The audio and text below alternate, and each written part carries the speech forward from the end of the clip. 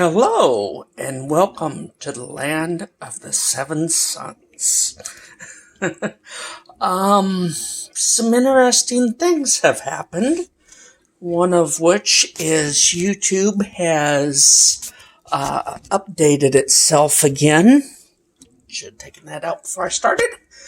YouTube has updated itself again, so we'll see if I can figure out how to A, get this to record, which I think I've done, and B, post it to YouTube. But that's not the only interesting thing that has happened. I've been to Eugene again, the local area that I go shopping. If you can call Eugene local, it's okay. It's a day trip anyway. And my Bluetooth is disconnecting and reconnecting, so that ought to be interesting. We'll see how the audio handles that. Like I say, I've been over to Eugene, and I found a plant. No, this is not an orchid. It's a Schefflera. Let's make sure that we get that label out of the shot, just in case it focuses on it. It's a Schefflera. It's a very small Schefflera, and it's a variegated Schefflera. Now, that's basically a 1-2-3 punch. It's a Schefflera. I've always wanted a Schefflera. I've always wanted a little Schefflera. And I've always wanted to start small. So 1-2-3 punch. There it is. Seems to be doing good. We'll see how well I grow it, if I can grow it. One of the other things, my favorite Phalaenopsis, still doesn't want to grow. I mean, it wants to grow, but it doesn't. On my growing scale, how well am I doing with my plant? Whatever it is. It's a logarithmic scale, and it goes from 1 to 3. So it's a 4-point scale. Wait a minute, you just said 1 to 3 and then said it's a 4-point scale. Yes, I did. I meant what I said and said what I meant.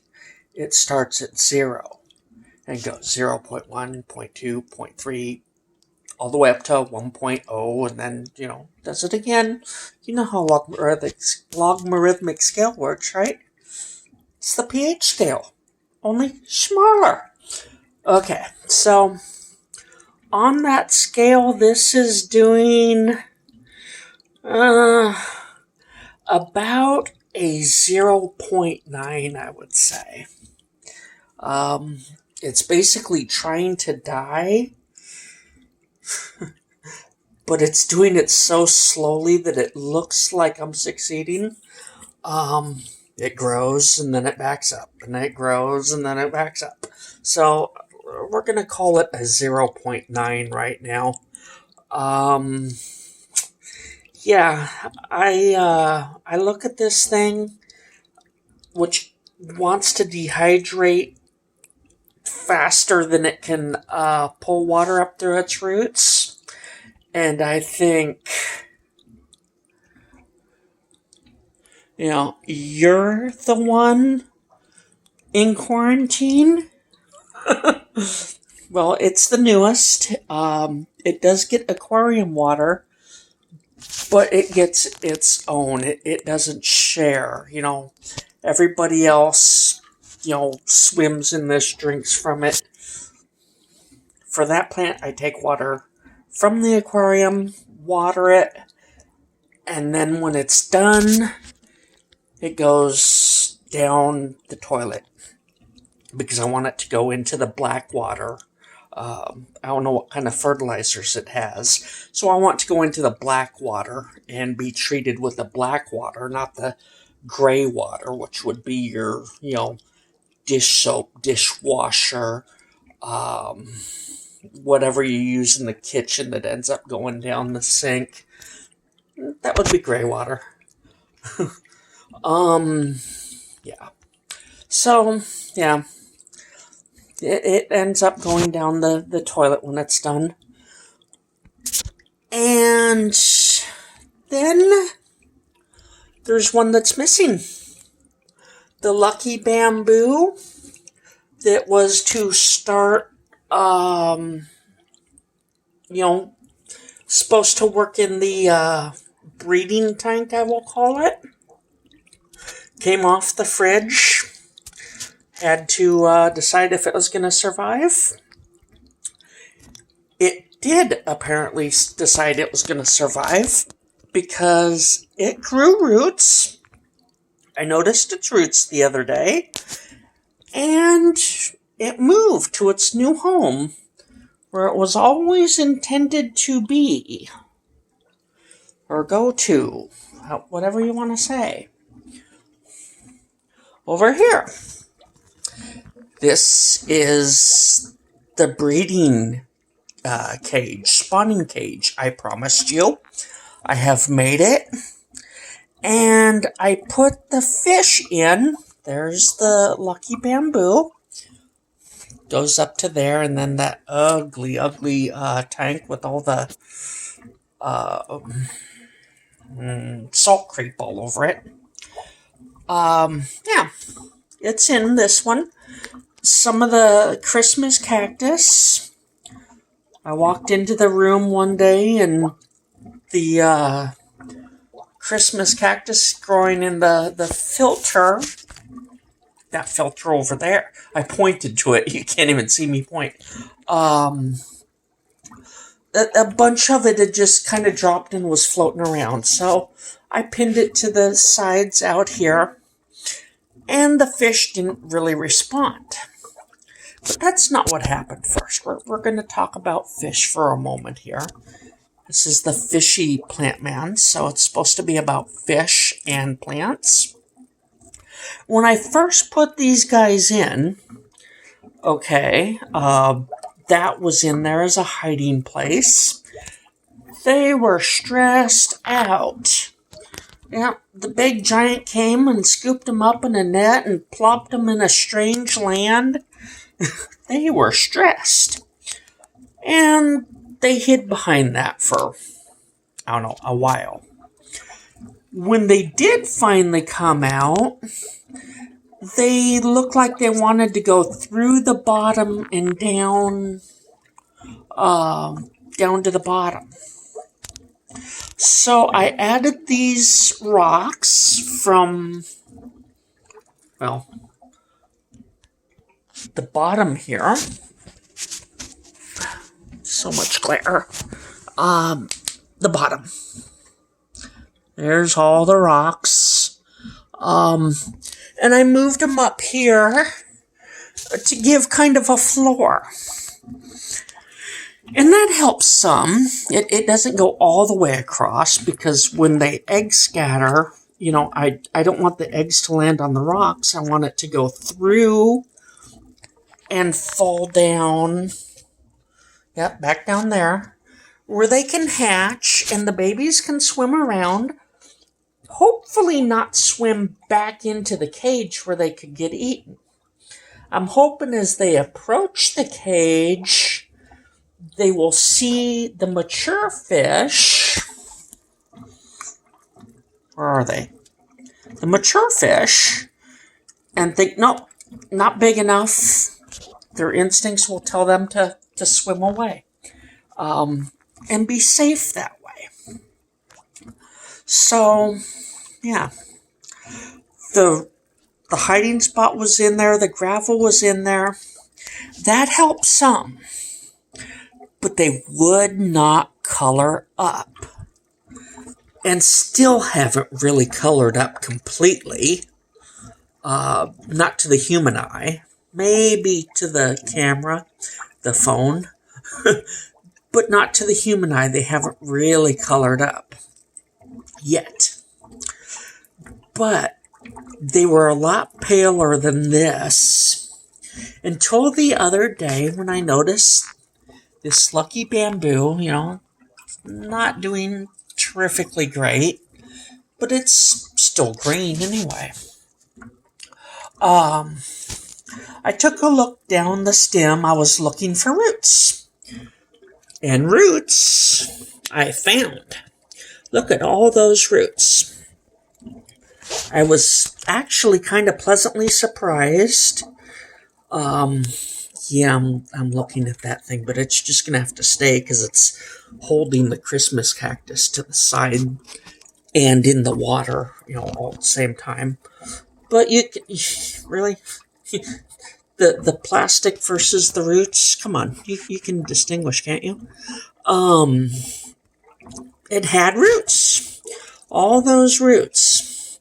And they actually, to me, look better than the initial roots that were on the plant years ago when I first got it in one of them little 3-tier little aquariums. You got the 3 little tiers and, maybe a betta in each tier. Crappy little thing, but I got 2 old bettas in it. And they both since passed away. They were so weak due to their advanced age that they really couldn't fight any current at all anymore. But anyway, this bamboo's, 7, 8 years old, something like that. I've taken cuttings. But the roots on that little, it was smaller than this. This goes up around over to there. If I back up, it's not all that big. This is a 55-gallon aquarium, so I think the width of it is 12 inches. I think I still got the measuring tape in my pocket.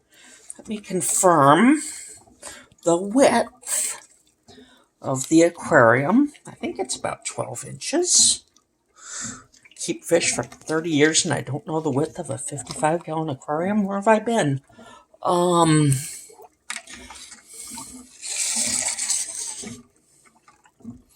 Yeah. 1 foot. Okay, it's not an exact measurement, but yeah. 1 foot across. Go over there. That's an old logging tape, as I call them, because my brother was a logger. Apparently, the guy that originally owned that tape was a painter contractor, I think he said. It's an old tape. The tape is older than me. By quite a bit, apparently. So, yeah. That's... You stretch it out and it's a little more than 1 foot, I suppose. But the original roots seemed skinnier than those and more orange. So to me, those roots are an upgrade. They're healthier, more robust. So my standard of how Lucky Bamboo roots should look has increased. This is my new standard of healthy roots, and maybe yours is a little higher if you've got more experience than I do with Lucky Bamboo.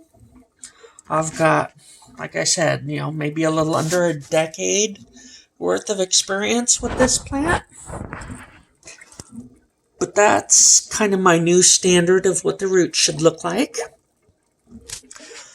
But I did notice when the bottom died up and I tried to cut into healthy tissue, and I cut a little high. I think I've discussed that in a video with my uncle's foot and leg as kind of a comparison.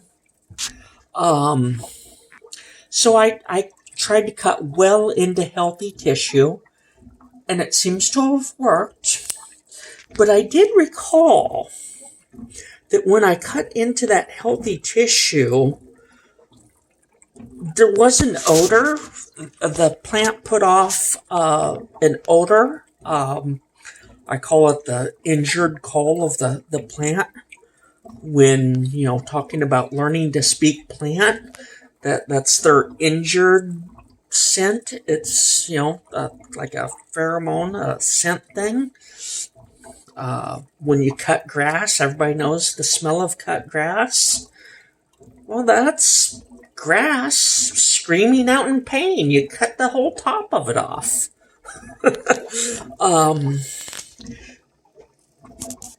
So this plant, I have noticed when it's growing like it is over there, you cut one of those, you're going to notice the aroma. You're going to notice its scream of pain. It is loud in the scent version. It's the smell of chocolate is a powerful smell. In orchids, cherry baby, that powerful smell of chocolate that the cherry baby has, that's the strength of the smell when you cut this lucky bamboo and injure it. It has a powerful odor that it puts out. It's kind of a pleasant odor. I can't really decide what it smells like, but it's a powerful odor, like the odor of cut grass or chocolate, a good strong vanilla. It's not an odor you can walk by and miss. But when I cut into this, it wasn't as powerful.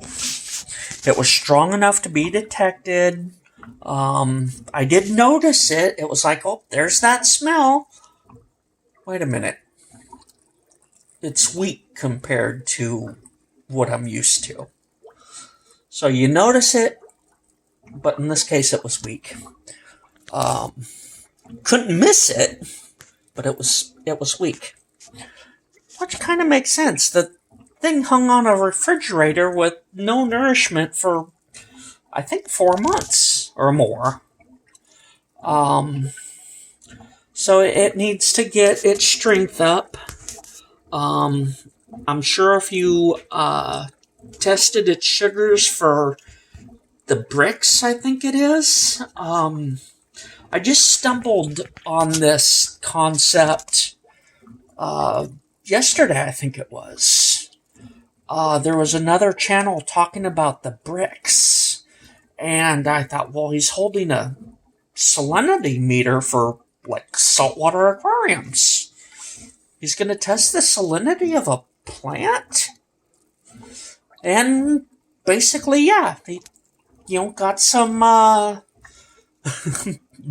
blood, if you want to be graphic, but he got some plant juices and he put it on the, what I would call a refractometer, but he called it a Brix meter or a Brax meter, something like that. And apparently the chart isn't just numbers, but it goes from a poor reading, your plant's not doing very well, to a good reading, to a above good and excellent, like an extremely wonderful reading, and it kind of read like that apparently. I thought, okay, something to look into. A refractometer for plants, but you don't call it a refractometer, you call it a Brix, Brax, some type of a meter. So I'm going to be looking into that. Hopefully they're not as expensive as the ones used in aquarium. Saltwater, that is. Just because I add salt to my water doesn't mean it doesn't even come up to brackish when the refractometer can't read it. Uh, somewhere I've got a version. Is it here on the table? Doesn't appear to be. But anyway, I'm going to be looking into that. I found it to be interesting. I suspect if I cut into this and got some juice and I put it on the Brix meter, I'm just going to call it a Brix meter, okay? If I'm mispronouncing it, I'm sorry, but I don't need to be saying both all the time.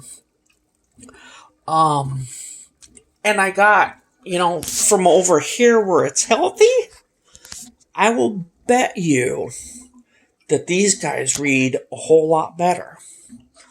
Although, until just the other day, it was over there with them, so it might read better than I imagine. But getting back to the point, when I put the Christmas cactus, holiday cactus, whatever cactus I've got, now granted, it's on the outside of the cage. All three of them, they're attached to the cage, but the outside, this one's got a root now. These went in like a week later, the other two, but the one in the middle's got a root. The fish didn't really seem to notice. They stayed at the stress level that they've been at for, a little bit of aggression, that's good. For a while. They didn't really notice. When I put this in, like that one that just kind of swam away, I think it was about 20 minutes. And I looked in, and all three of them, because there's 3 in here. There goes 1, 2. What? Oh. Anyway, there's 3 in there. All 3 of them kind of came over like elephants to a fallen comrade. And they'll go over and they'll pay their respects to the fallen elephant. Sometimes hippo, like this one right here. Did you see that? That it seems to be, there he is again. And like I say, elephants, they might do it to hippos or anything dead they will investigate. But their color seemed to improve quite a bit.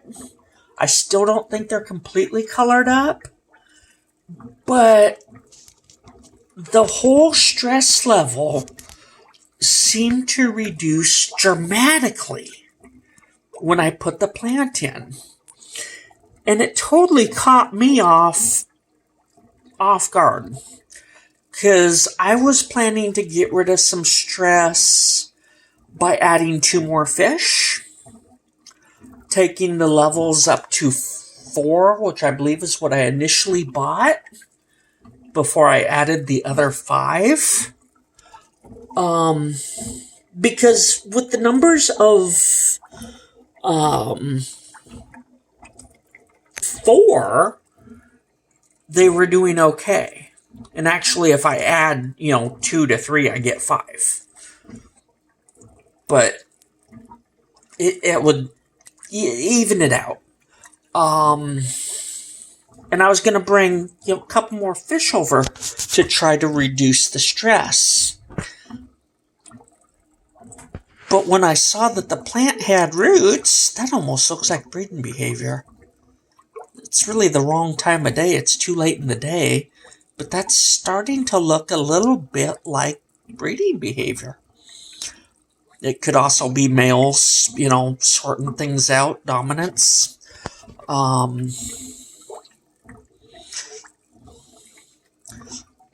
But all that started, the stress reduced and I did say plants are more important than I think people give credit for when trying to breed fish. I think I underestimated my why am I getting emotional over it? But I do. I think I underestimated my own good idea. It just there's an amazing difference. I don't get it. Um, a little bit of my own spooky action at a distance is going on here, but the stress level, the behavior seems to have changed dramatically. I mean, dramatically. Just since the plant went in. I mean, they're showing what looks to me more like natural behavior and not half stressed. Are they stressing each other a little bit with this aggression? Okay, yeah, sure. But they're fish. And actually, I'm enjoying a little bit of aggression. If they're relaxed enough to fight, that kind of says something in itself. Like I said, it could even be a little bit of breeding behavior going on. The wrong time of day. But they did recently get a water change. Yeah, a little bit.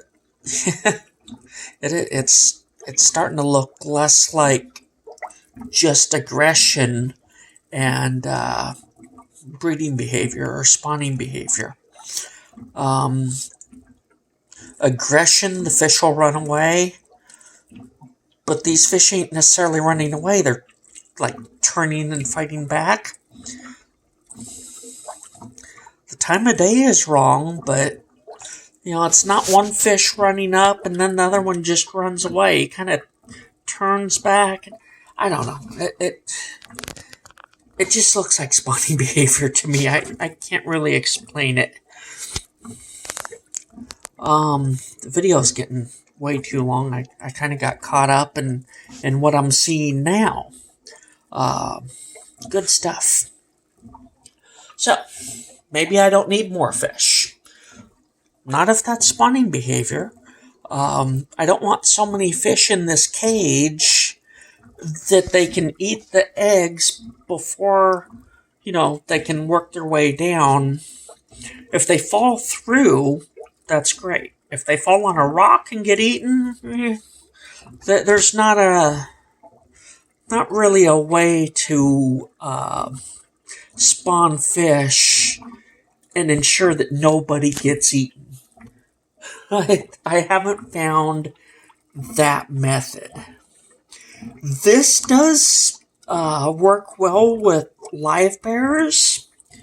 I've experienced that, and it really seems to work well with them. You put a pregnant fish or even a breeding pair, she gets pregnant, the babies come out, they're kind of stunned at first, oh, what just happened? And then they zip out of the cave, and with live bears, I like to have plants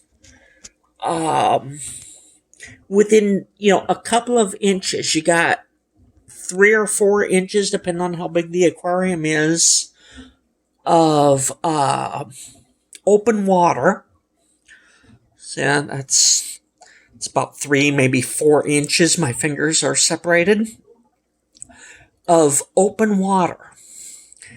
And then there's plant life or your breeding mop, something for the babies to go, oh, that's cover, and dart down into it. It works really well in my experience with live bears. These guys, I'm having to get the stress out of them because they didn't like being up in the cage. Not that you can see it now. Yeah. I'm really starting to stand behind my idea that plants help with the spawning.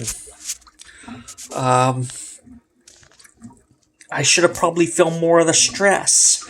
I was trying to stay out of it and let them kind of work through it.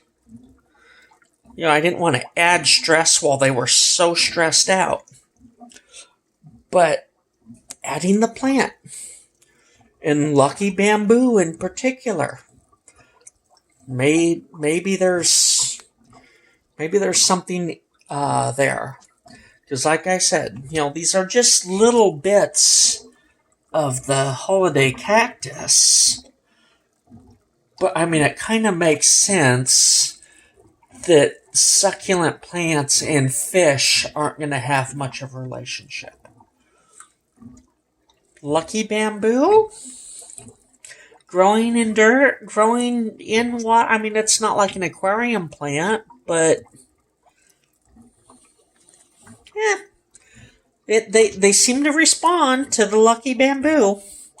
I am seeing major differences since that plant went in. The bamboo, not the succulent, but the bamboo. They seem to be responding to that. So maybe I'm getting the on day one when I put them in here. I was like, that evening I got the question. So how many eggs do you got? I'm like, none. I just put them in today. So, yeah, that's good though. When I start talking to the pet stores and stuff, when they decide they like my fish, they're gonna do the same thing. Oh, they sold out in a week or 24 hours. We need more. Well, I haven't got more yet. I brought you the whole supply. Well, we need more. Yeah. That's... I'm gonna have to deal with that, I'm sure. And if I don't have to deal with that, I'll be disappointed because I don't have to deal with it. As far as the last thing goes, that's me and fish. I can talk about fish all day long. These roots in the water. I've got these growing, those real healthy, here I go. Back down. If I'm feeling this old already, I'm going to be in trouble when I actually get old. But there. All that growth happened. And all of that growth, you can kind of see where it changes. Yeah, it's pretty obvious. That all grew underwater.